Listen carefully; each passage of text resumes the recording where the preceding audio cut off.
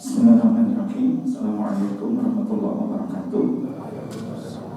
Alhamdulillah wassalatu wassalamu ala Rasulillah la haula wala quwwata illa billah. Amma ba'du. Bapak-bapak, ibu-ibu sekalian yang dimuliakan Allah, alhamdulillah, marilah kita selalu memuji dan bersyukur kehadirat Allah Subhanahu wa taala atas segala nikmat yang telah diberikan kepada kita. Salawat dan salam selalu tercurahkan kepada junjungan kita Nabi Muhammad SAW, keluarga, sahabat, dan para pengikut-pengikutnya. InsyaAllah semoga kita termasuk di dalamnya. Amin ya rabbal alamin. Bapak Ibu yang dimuliakan Allah, hari ini InsyaAllah kita di tanggal berapa? Halo?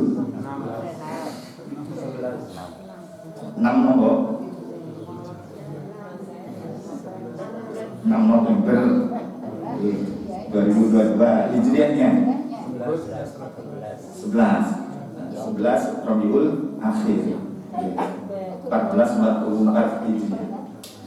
Nah kan sudah diingati InsyaAllah tanggal 13 nanti ada gerhana bulan ya.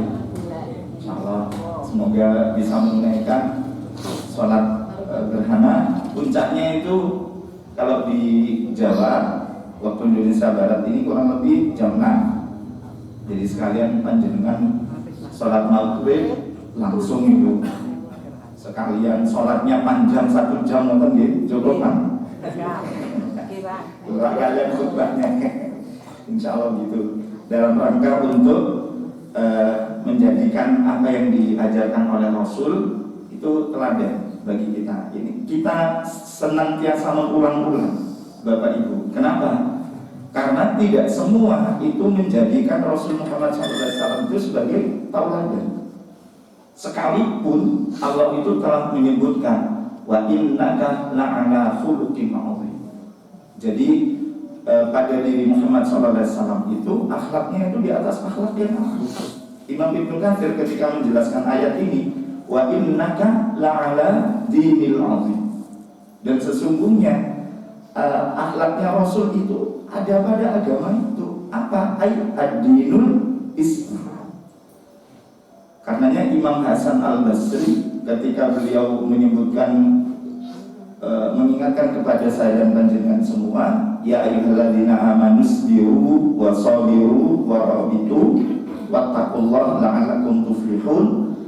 Imam Hasan Al-Basri pesan, hendaklah kalian wahai orang-orang yang mukmin, karena kitab ayat ini itu kepada orang yang beriman.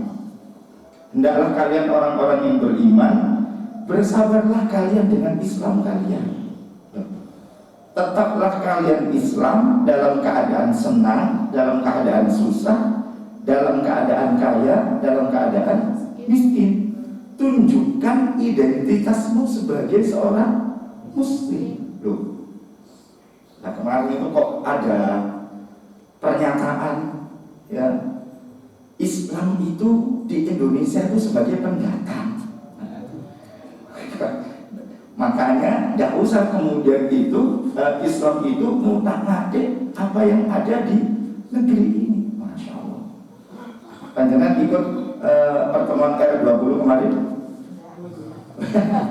Religion 20 itu ya, disebutkan selamat datang di negeri Hindu mayoritas Islam. Ya orang itu kalau sudah takabur kepada Allah, apapun itu bisa terjadi, Bapak Ibu. Apapun bisa terungkap, apapun bisa dilakukan. Nah, ini sombong itu kan begitu kan, syaitan. Maka dari itu Bapak Ibu yang dimuliakan Allah, untuk apa kemudian saya dan panjenengan mengungkapkan lillahi ma fis samawati wa ma fil ardh.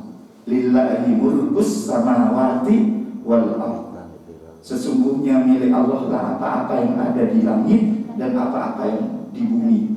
Kerajaan Allah lah apa-apa yang ada di langit dan apa-apa yang ada di bumi. Ngapunten nggih. Ini yang saya khawatirkan itu, Bapak Ibu yang dimuliakan Allah, ada upaya untuk mengatakan bahwa Islam itu Arab. Kalau kemudian Islam itu diturunkan di Arab pertama kali, ya.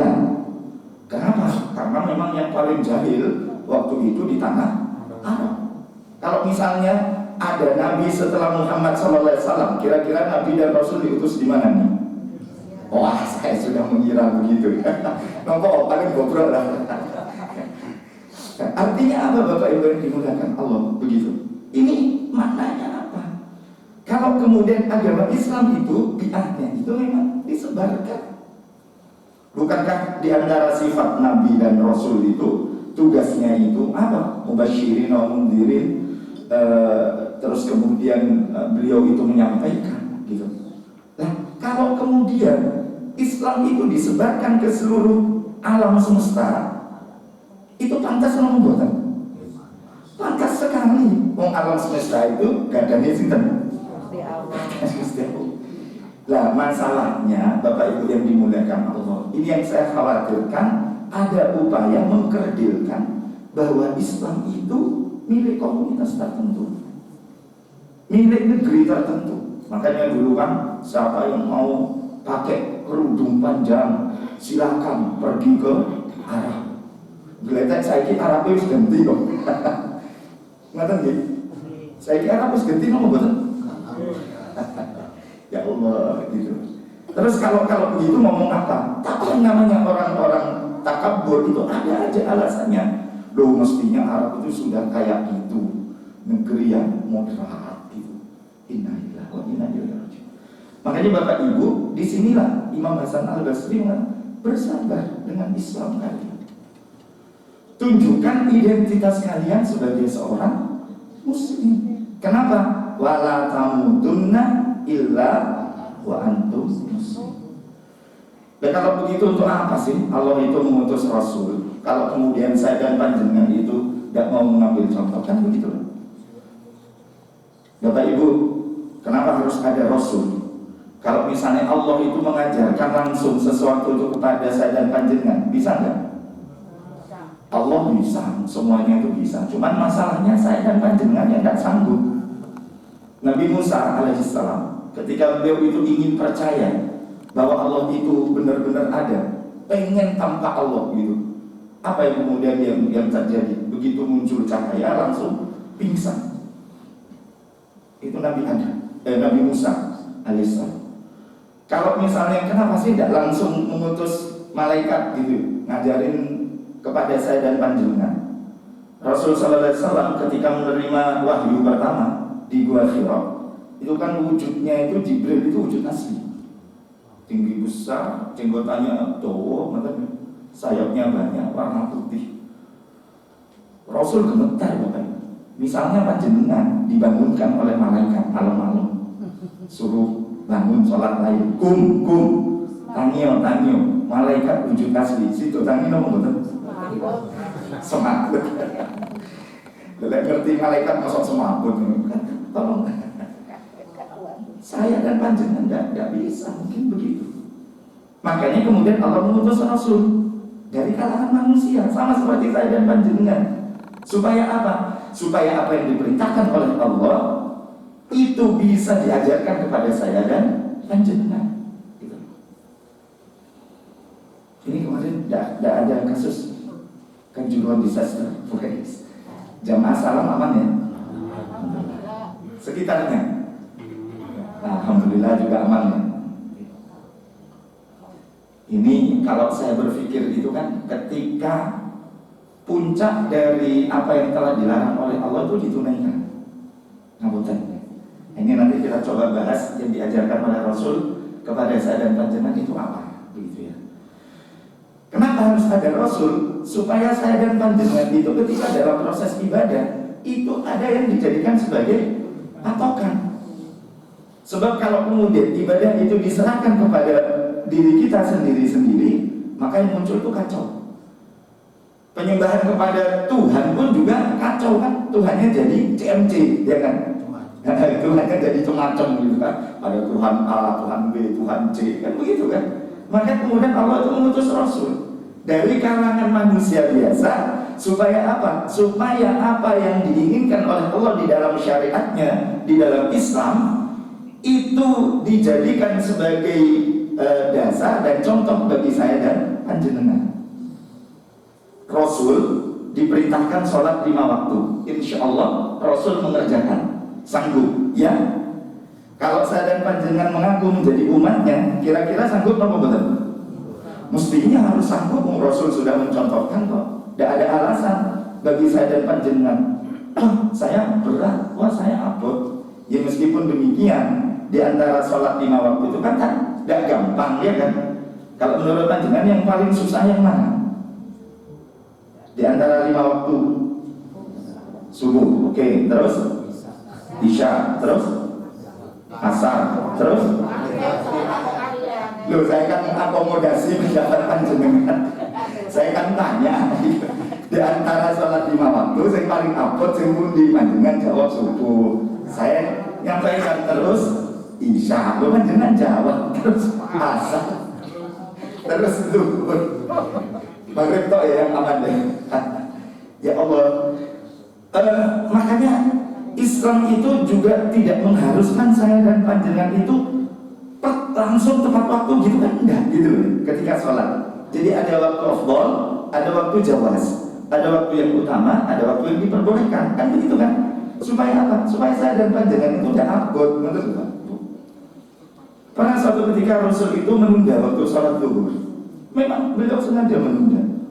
Kenapa? Waktu itu panas terik gitu. Khawatir jika ditunaikan pada saat itu nanti memberatkan. Maka kemudian Rasul memundurkan. Loh, ini maknanya apa? Agama Islam ini agama yang sesuai dengan fitrah. Enggak abot, mana loh? Begitu ya? Yang bikin abot sinten? Wah, manusianya. Loh, sudah tahu. Saya dan panjenengan masuk golongan jin apa manusia? Berarti saya abot sinten? Loh, apa itu? Nah, berarti ini yang harus kita ganti. Bahwa sebenarnya saya dan panjenengan hidup dalam kehidupan di dunia itu kan ngapunten itu dalam rangka untuk beribadah kepada Allah dan tidak bebas. Nah, maka Allah mengutus Rasul agar dalam proses peribadatannya itu baik. Ya, cuman persoalannya adalah aturan mana yang harus dipakai. Kalau aturan itu yang bersumber dari manusia, jelas manusia satu dan manusia yang lain itu tidak tahu hakikat keinginannya, kebutuhannya, pasti beda-beda. Nah, maka sebenarnya simpel, kita tinggal mengembalikan kepada apa yang telah ditetapkan oleh Allah. Simpel lah. Rasul puasa Ramadan 1 bulan bisa, insya Allah saya dan panjenengan bisa. Rasul qiyamul lail 1 bulan Ramadan bisa, insya Allah saya dan panjenengan bisa. Kecuali di dalam diri kita itu memang dalam tanda kutip memang tidak mau untuk menunaikan itu. Kalau menurut panjenengan enaknya zakat itu wajibnya berapa persen? Kalau ditanya panjenengan berapa? 2,5 itu kan kebanyakan kan aslinya ya. Enaknya berapa? 1%. 1% saja. Kalau naik haji, kewajiban naik haji, kalau menurut panjenengan enaknya seumur hidup berapa kali? Enaknya.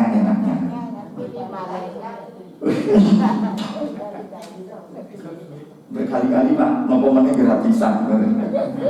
Gratisan gak ada daftar tunggu gitu. Ya Allah. Nah ini butuh aturan. Aturan yang dipakai, aturannya siapa? Kalau aturannya manusia, jelas kacau. Makanya Allah itu mengajarkan kepada saya dan panjenengan tentang apa yang harus saya dan panjenengan prioritas di dalam melaksanakan aktivitas. Supaya apa? Supaya hidup saya dan panjenengan itu bermakna. Bapak Ibu, misalkan panjenengan diundang ngaji subuh ini, siapa yang ngaji subuh Ahad pertama di Masjid As-Salam itu akan didampingi oleh malaikat maut. Kira-kira panjenengan situ terkono panjenengan datang apa enggak? Siapa yang hadir ngaji Ahad pekan pertama akan didampingi oleh malaikat maut. Datang apa enggak?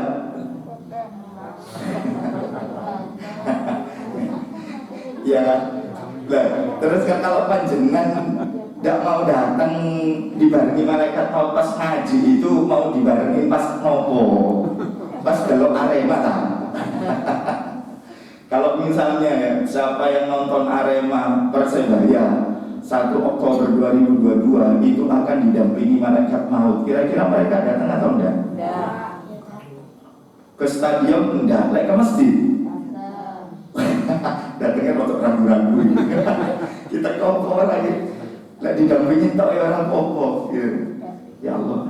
Lah ini maksud saya itu apa? Prioritas di dalam aktivitas.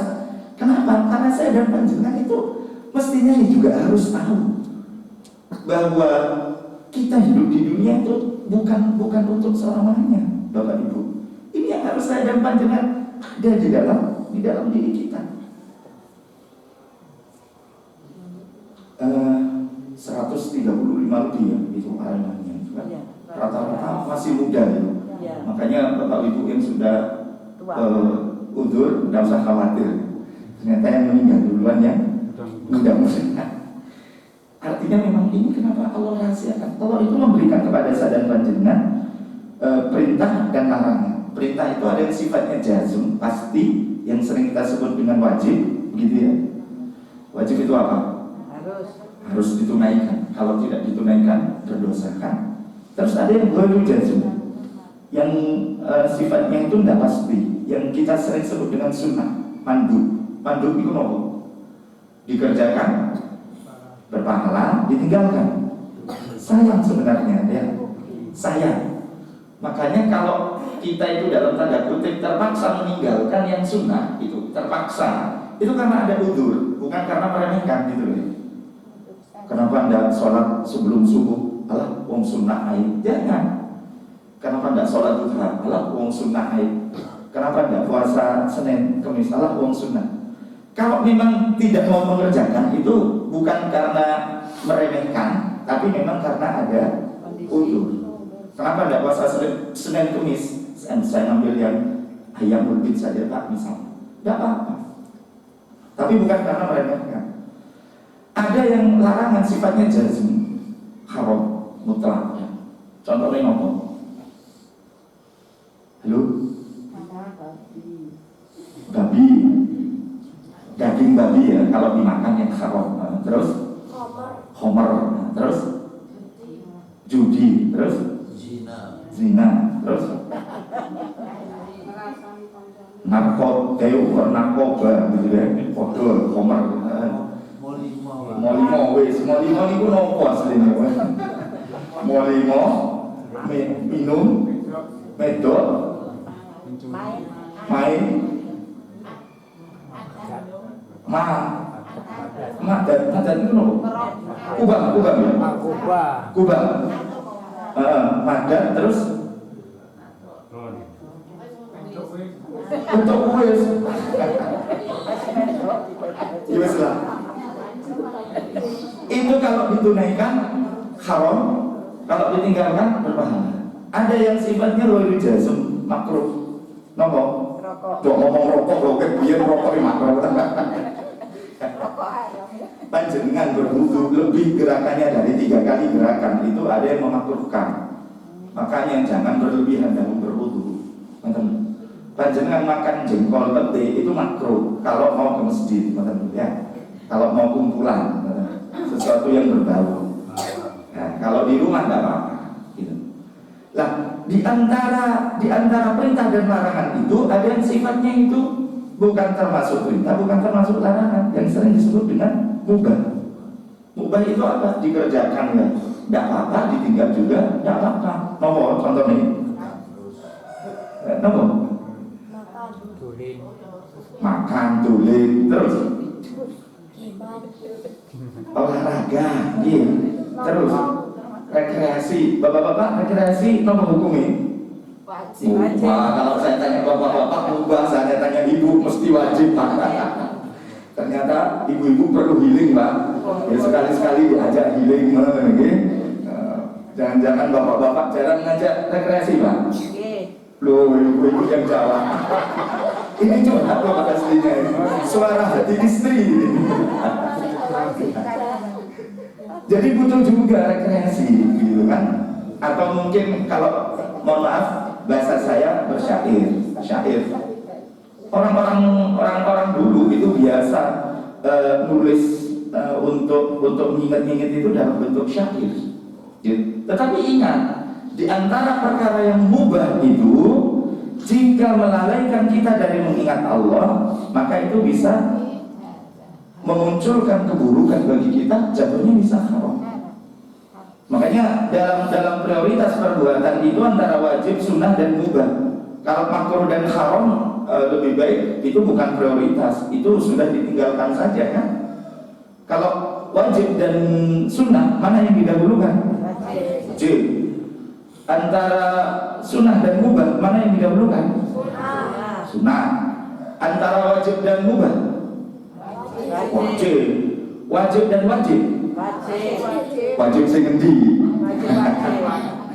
Contohnya kalau wajib dan wajib itu begini, Bapak Ibu.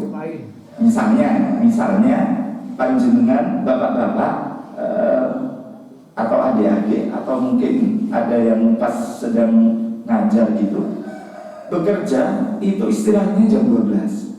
Sementara zuhur itu jam 11:04 sekarang. Kalau misalnya ada adzan zuhur dan bekerja istirahatnya sampai jam 12, itu kan bekerja mencari nafkah wajib, ya kan?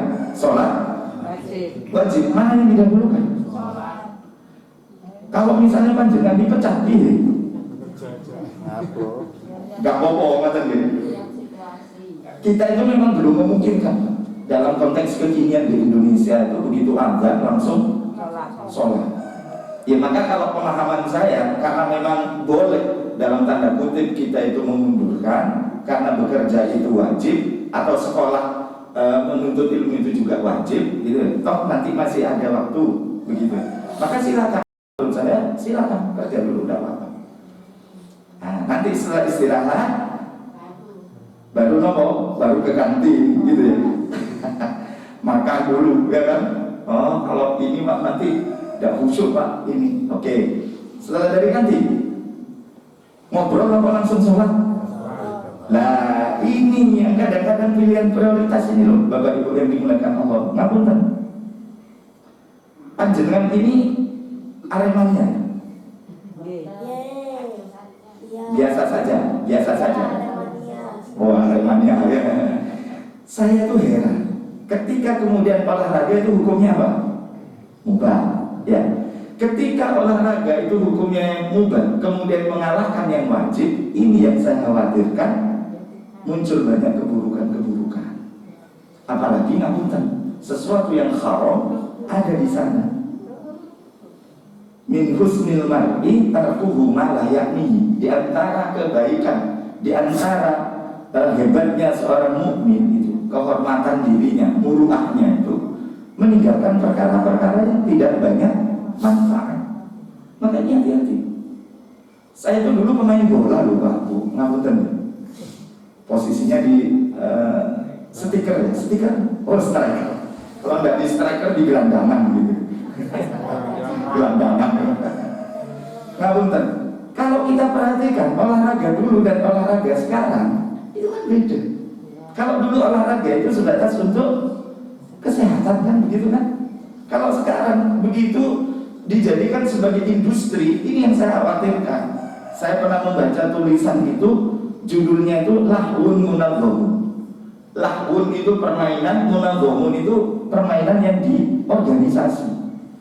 Yang saya khawatirkan ketika sesuatu yang mubah itu dipakai untuk melalaikan kita dari mengingat Allah, pada akhirnya kita akan semakin jauh dari Allah. Ini yang saya khawatirkan. Kalau misalnya main bolanya sore jam 3:30, kira-kira menuju stadion itu jam berapa? Jam 12 ya. Ada bahkan yang jam 7 Mas. Kenapa? Sekalian jualan tiket gitu. Kira-kira kalau sudah begitu itu sholat zuhurnya gimana? Jangan suudon. Jangan suudon begitu ya. Tapi pada kenyataannya memang mereka ada sholat. Ngapunten. Oh di jamak gitu.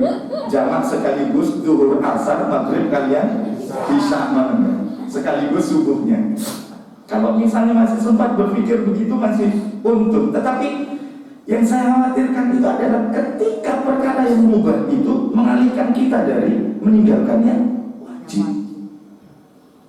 Belum lagi yang saya katakan tadi, ada industri-industri yang kemudian itu menjadikan itu keburukan-keburukan. Maksudnya, sebelum kejadian itu kan ada klub bola itu di Indonesia, ya, itu disponsori oleh rumah judi.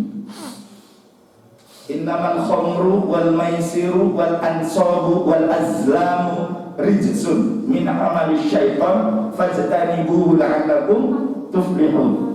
Sesungguhnya khamr itu apapun jenisnya, narkoba, pil koplo, ekstasi dan seterusnya.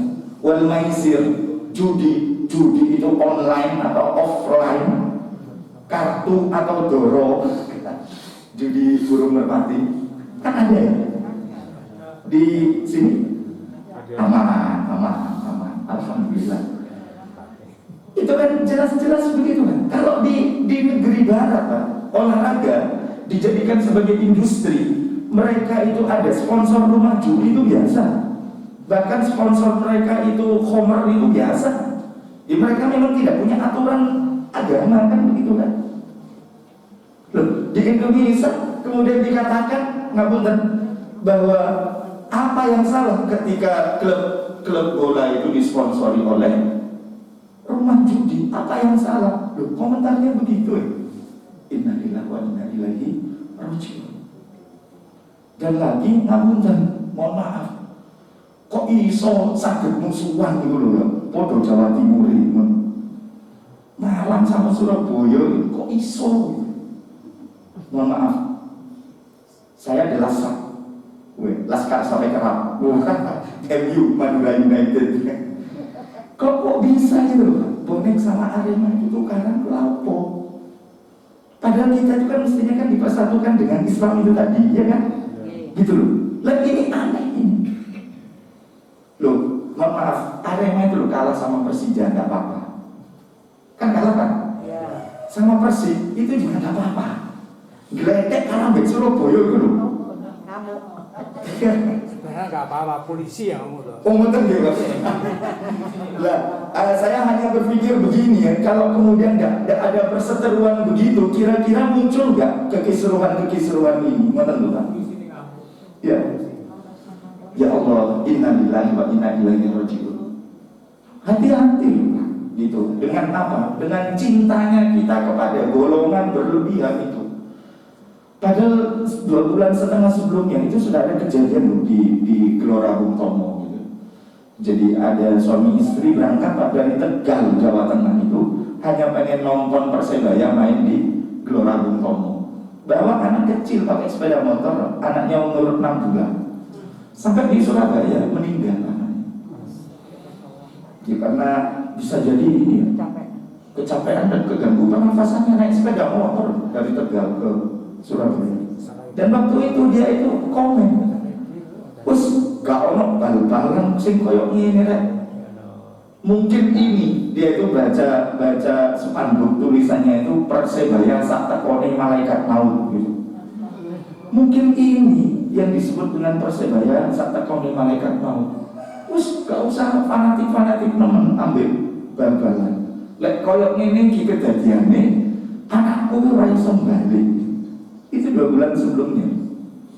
Setelah itu 130 lebih tiba-tiba sia-sia nyawanya melayang.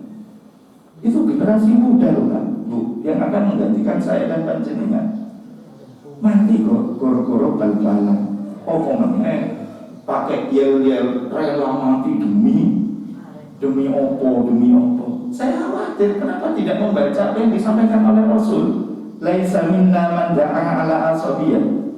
Bukan termasuk golongan kami, golongan Muhammad sallallahu alaihi wasallam, man da'a ala asabiyah, siapa yang menyeru cinta kepada kelompok, ta'assub kepada golongan.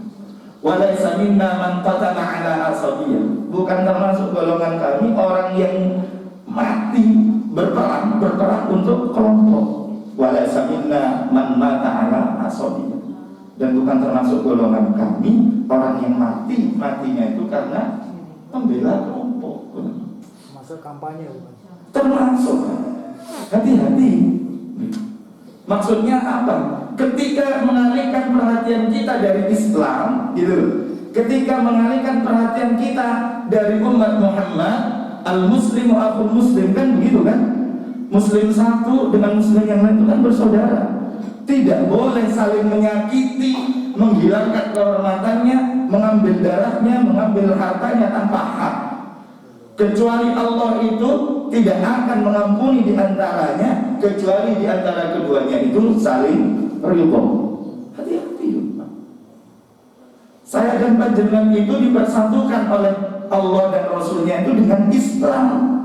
Bukan karena dari mana kita itu berasal. Ngapunten.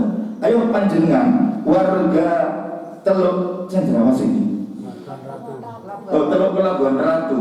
Panjenengan kalau suruh milih, milih di Indonesia atau di Afrika? Indonesia. Ayo panjenengan milih undi. Afrika lo sugih lho, Pak. Negeri Afrika itu sugih loh. Panjenengan kan nggak bisa milih kan? Kalau suruh milih panjenengan lahir di Indonesia atau lahir di Jerman, milih mana? Jerman aja ya, lah Eropa mending Jerman. Saya dan panjenengan kan nggak bisa memilih kan, gitu loh. Karenanya ketika Allah melahirkan saya dan panjenengan di Indonesia, kemudian ada saudara-saudara kita yang dilahirkan di Afrika, ada yang di Eropa, ada yang di Amerika. Rasulullah itu mengingatkan, tidak ada keistimewaan orang Arab dan orang Ajam. Tidak ada istimewanya orang kulit merah, orang kulit hitam, orang kulit putih. Tidak ada istimewanya kecuali apa? Ketakwaannya. Ya.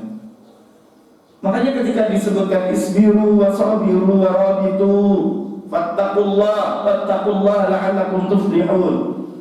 Bertakwalah kalian kepada Allah agar kalian itu beruntung. Jadi hati-hati dengan jebakan-jebakan yang akan menjadikan saya dan panjenengan itu terpecah-pecah. Apa namanya sampai kemudian dikatakan bahwa macam Islam di Indonesia ya. Orang Arab Islam jadi pendagang di Indonesia.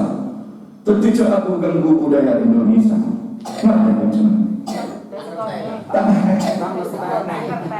Bukan aplikasi terjemahan,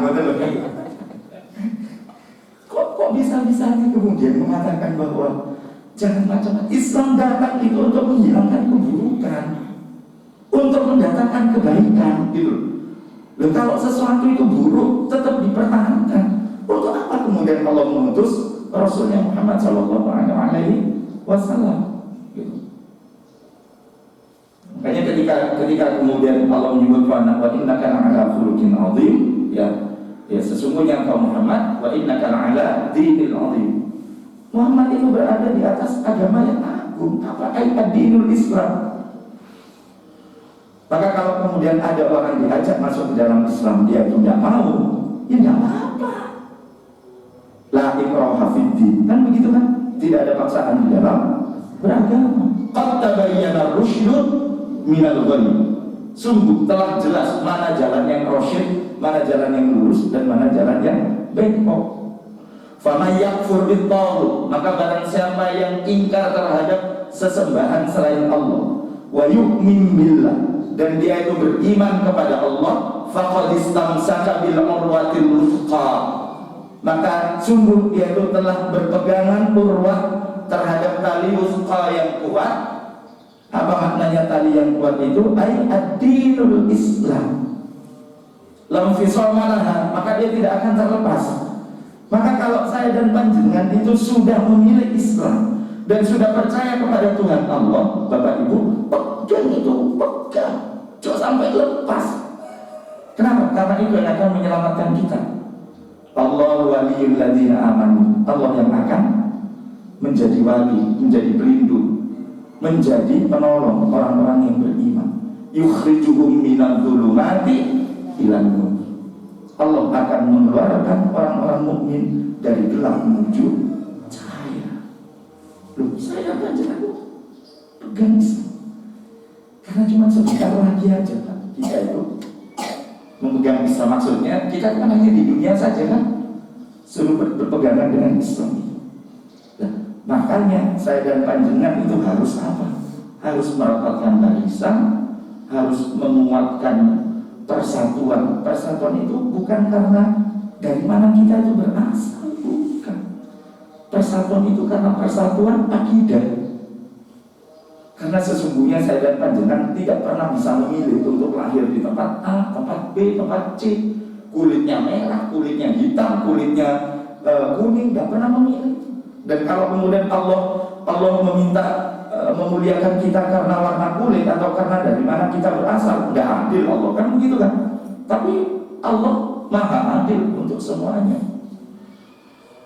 Pernah kan ada sahabat itu bertanya kepada Rasul, ya Rasulullah, enak ya jadi orang kaya? Rasulullah mengatakan, kenapa enak? Kita sholat, mereka juga sholat. Kita mendapatkan pahala sholat, mereka juga mendapatkan pahala sholat. Kita yang miskin ini puasa, mereka juga puasa. Nah, cuman ketika kita yang miskin ini tidak bisa berinfak, mereka bisa berinfak. Kan enak berarti, kan itu. Maka kemudian Rasulullah menyampaikan, Allah itu maha adil. Semua aliran darah yang ada di dalam tubuh kita, cara berpikir kita, detak jantung, itu kalau kita pergunakan untuk berzikir kepada Allah, itu adalah sedekah, itu adalah kebaikan. Jadi cuman kalau suruh milih, ya antara kaya dan miskin, milih mana? Kaya. Tetap milih kaya, ya kan? Untuk apa? Untuk bangun masjid. Bahkan nih, hati-hati itu biasanya sih kurung duit, bahkan loh. Lek wis duit, wes tak bangun masjidnya. Geletek setelah punya, ndi. Itu sifat-sifat jeleknya manusia, ya. Makanya harus sering dinasihati, gitu. Bapak Ibu yang dimuliakan Allah, jangan sampai perkara yang mubah menghalangi kita dari melakukan kewajiban. Panjenengan bersyair, bersenandung, hati-hati. Kalau syairnya itu melupakan kita dari mengingat Allah, itu jadi haram. Mungkin hanya Tuhan yang tahu segalanya. Pernah dengar lagu ini? Dia generasi zaman now itu tidak tahu. Ini kalau zaman old ini tahu. Mungkin hanya Tuhan yang tahu segalanya. Allah itu bukan mungkin, Allah itu pasti tahu segalanya. Siapa yang nyanyikan lagu ini? Ruth Sahanaya, bukan? Zaman old ya mereka. Ruth Sahanaya itu muslim atau kafir? Kafir. Kalau kemudian kita ngikut-ngikut, ya, itu bertentangan dengan akidah. Takdir memang kejam. Siapa sih nyanyi? Mbak Desi muslim atau kafir? Muslim. Tapi karena terpengaruh, hanya sekedar untuk urusan, wah ini orang hanya seni, ini kan lagu itu tidak ada kaitan, ada kaitannya dengan akidah. Takdir itu tidak ada yang kejam. Takdir itu baik atau buruknya, itu adalah ketetapan dari Allah. Saya dan panjenengan harus iman. Loh, ini lagu. Ini hati-hati bapak-bapak. 15 hari ke depan ada Piala Dunia Qatar. Wes 2022, ya kan gitu. Ini kalau mainnya di Qatar itu misalnya mainnya jam 7, Qatar Indonesia itu kurang lebih 5 jam. Jam 7 malam di sana, 8, 9, 10, 11, 12. Atau kalau main jam 8, jam 1 di sini atau jam 2. Pertanyaan saya, kira-kira kita prioritas nonton bola atau sholat lain?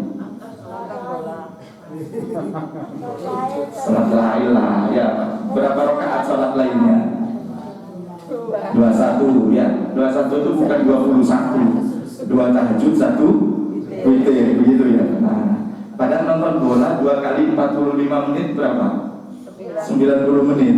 Sholat lainnya berapa menit? Ojo keliru Pak, kita sambil nonton bola sambil zikir, gitu ya. Cetak gol tidak jadi, astagfirullahaladzim, gitu ya. Mohon maaf, hati-hati. Kira-kira enaknya meninggalnya kita itu dalam keadaan sholat lain atau pas nonton bola? Alhamdulillah. Jadi belum sempat nonton bola sudah meninggal nantinya.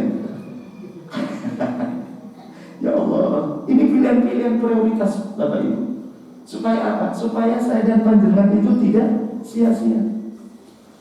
Bapak-bapak, ibu-ibu sekali-sekali diajak rekreasi Pak. Ibu-ibu rasa-rasanya sudah pengen healing gitu ya. Bapak-bapak, kira-kira kalau mau ngajak ibu-ibu rekreasi ke gunung atau ke pantai?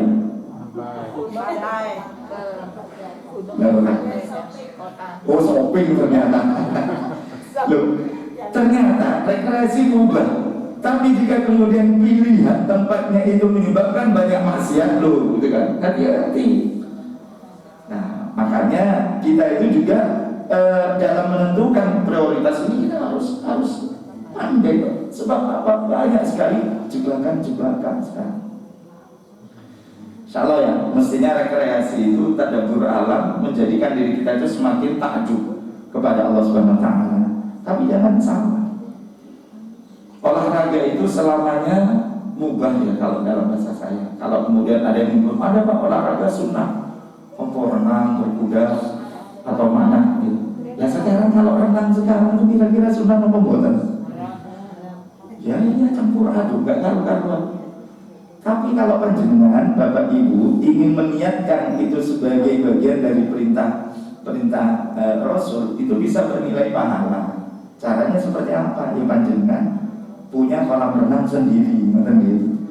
Nanti di rumah kira-kira tinggal melihat kira-kira kamar mana yang mau dijadikan kolam renang ya. Di lantai atas atau lantai bawah. Kalau enggak itu booking satu tempat. Tapi ya tetap hati-hati, meskipun sama-sama laki-laki, tidak boleh saling menampakkan aurat. Sama-sama perempuan, kecuali yang biasa tampak. Ini hati-hati. Makanya yang saya khawatirkan, ngapunten Bapak Ibu, lahun munawwamun sekarang itu permainan yang direkayasa, sehingga sesuatu yang mubah itu bisa mengantarkan kepada kemaksiatan. Nah sekarang ini ada jurusan main game kok gitu.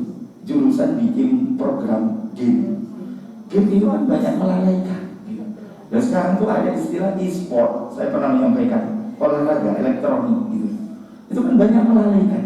Ini yang saya khawatirkan, prioritas perbuatan yang semestinya wajib sunnah, wajib mubah, sunnah mubah, yang kita dahulukan wajib dan sunnah, pada akhirnya kita itu dilalaikan. Na'udzubillah min dzalik. Bapak Ibu yang dimuliakan Allah, ini mungkin yang bisa kita bahas. Sampai jam berapa ini? Dulu. Ya. 5:07. Berarti kurang 5 menit ya? 10 menit. Mungkin ada sharing diskusi, saya persilakan.